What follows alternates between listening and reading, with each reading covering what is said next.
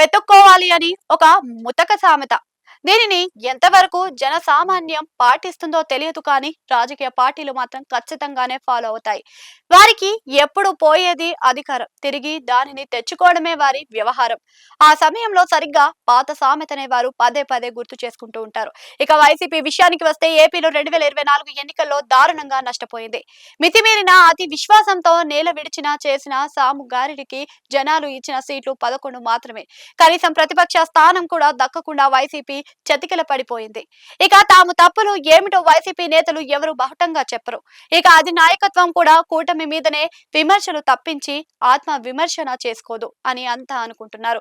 కానీ YCP high command ఓటమిని బాగానే పోస్ట్ మార్టం చేసింది అని ఆ పార్టీ రాజకీయ వ్యూహాలే స్పష్టం చేస్తూ ఉన్నాయి. వైసీపీ 2019లో గెలవడానికి, 2024లో ఓటడానికి తమ ఇమేజ్ బలం వ్యూహంతోనే పాటు కాపులు కూడా ఒక ప్రధాన కారణమని గుర్తు చేసుకుంటుంది. కాపు ఓట్లు గుత్తమెత్తంగా కూటమికి పడిపోవడానికి కూడా గ్రహించింది. అందుకే కోస్తా జిల్లాలలోని 101 సీట్లలో ఒక సీటు దక్కలేదు అని కూడా వైసీపీకి అర్థమైంది. ఈ క్రమంలోనే కాపులకు దగ్గర కావాలని వైసీపీ పక్కా వ్యూహమే రచించింది. కాపులు కనుక తమతో ఉంటే ఉత్తరాంధ్ర, ఉభయ గోదావరి జిల్లాలలో మంచి విజయం ఖాయమని కూడా గట్టిగా నమ్ముతుంది. దాంతోనే వైసీపీలో చాలా కాలం కాపులకు అతి ప్రాధాన్యత ఇస్తుంది. వారినే ముందు పెట్టి కూటమి ప్రభుత్వం మీద, పవన్ కళ్యాణ్ మీద విమర్శలు చేస్తుంది. ఎవరు కాదనుకున్నా ఏపీలో రాజకీయం మొత్తం కులాల సమూహంతోనే, కులం బట్టే రాజకీయం, సీట్లు, ఓట్లు అన్ని ఉంటాయి. అయితే జనసేన వైపు ఉన్న కాపులు కూటమిని కూడా భారీ మెజారిటీతో గెలిపించారు. కానీ కూటమి ప్రభుత్వంలో తమకు న్యాయం జరగడం లేదని వారంతా తీవ్ర అసంతృప్తిని వ్యక్తం చేస్తున్నారు.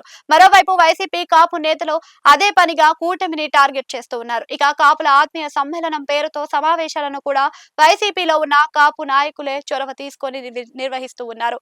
దానికి వైసీపీ అధినాయకత్వం ఫ్రీ హ్యాండ్ ఇచ్చేసింది అని అంటున్నారు. తూర్పు కాపుల ఆత్మీయ సమావేశం పెడితే శ్రీకాకుళం వెళ్లి వచ్చారు సీనియర్ వైసీపీ నేత బొత్స సత్యనారాయణ. ఇప్పుడు పశ్చిమ గోదావరి జిల్లాలోని మరో సీనియర్ నేత తోట త్రిమూర్తులు 21న కాపుల కోసం సమావేశం పెడుతున్నారు. దీనిని వైసీపీకి చెందిన కాపు నేతల మొత్తం హాజరవుతున్నారు అని అంటున్నారు.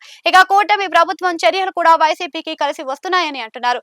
కాపు కార్పొరేషన్ కి నిధులు కేటాయించకపోవడం, కాపులకు ఉద్యోగాలలో రిజర్వేషన్లు లేకపోవడం, రాజకీయంగా తమకు తగిన నామినేటెడ్ పదవులు ఇవ్వకపోవడంలో కాపు సామాజిక వర్గం రగులుతుంది. దాంతో పాటుగానే పవన్ కళ్యాణ్ ఇటీవల చేసిన ప్రకటనలు కూడా వారికి బాధను కలిగించాయి. తనకు కులం ముద్ర వద్దని పవన్ చెప్పడం కూడా కాపులకు మనస్తాపాన్ని కలిగిస్తే వైసీపీ అది రాజకీయ పరంగా మార్చుకుంటుంది అని అంటున్నారు. ఇక కాపు యువకుడు సాయి కృష్ణ లాకప్ డెత్ అంటూ వార్తలు రావడంతోనే వైసీపీ మొత్తం ఆ ఇంటికి వెళ్లి పరామర్శించడం, ఆఖరుకు జగన్ కూడా వెళ్లడంతో కాపుల విషయంలో వైసీపీ స్ట్రాటజీ ఏంటి అన్నది కూడా చర్చ సాగుతుంది. ఇక ఉభయ గోదావరి జిల్లాలు, ఉత్తరాంధ్ర కాపులు ప్రతి 5 ఏళ్లకు ఒకసారి అధికారం మార్పిడి చేస్తారు.